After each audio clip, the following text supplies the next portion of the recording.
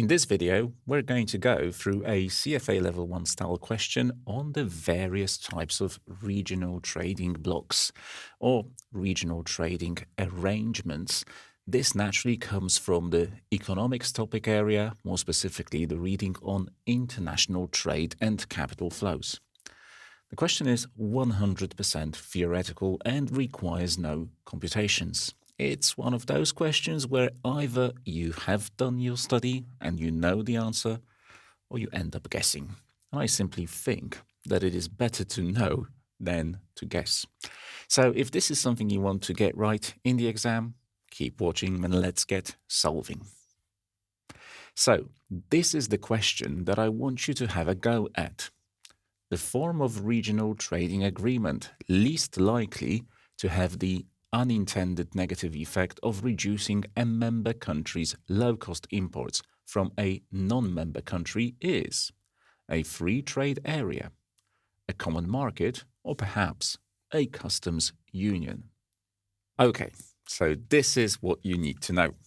Your curriculum talks about 5 forms of regional trading agreement, which I've written out over here, and you should be aware of what each one of them does and how they differ from one another. The first one is a free trade agreement or free trade area.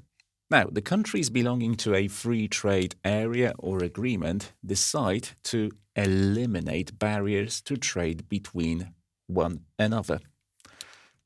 So, internal trade barriers are eliminated. Each country is nevertheless able to have its own customs policies against non-members, third parties, third countries, not belonging to the bloc. So let me write that down. But each country can have its own trade restrictions against non-members. Okay, so that's a free trade area. Next, we've got a customs union. This takes the free trade area or agreement concept one step further. We still have no internal barriers to trade. So, like the FTA, but also common policies against non-member countries. So, plus common policies against non-members. Effectively, we can't do what was true for a free trade area where each individual country could set up its own customs policy against non-members. Here, this is coordinated at the customs union level.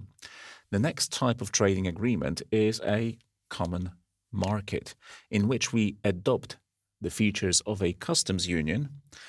So, like what we had above, I'm not going to necessarily write out customs union again, with the additional input or additional factor of free flow of factors of production. So this is how we take the customs union further, or one step further, in a common market. Now, what are factors of production? For instance, the free flow of labor and the free flow of capital. We then have an economic union, which builds on a common market, so like the above, like the common market, and adds to this coordinated economic policies across the countries belonging to the union. And finally, we've got a monetary union, which obviously is based on the concept above, so the economic union, but with the key additional feature of having a common currency, such as the euro, for example, in the Eurozone. So let's go back and check what the question was asking for. The form of regional trading agreement least likely to have the unintended negative effect of reducing a member country's low-cost imports from a non-member country is A free trade area, a common market, or a customs union?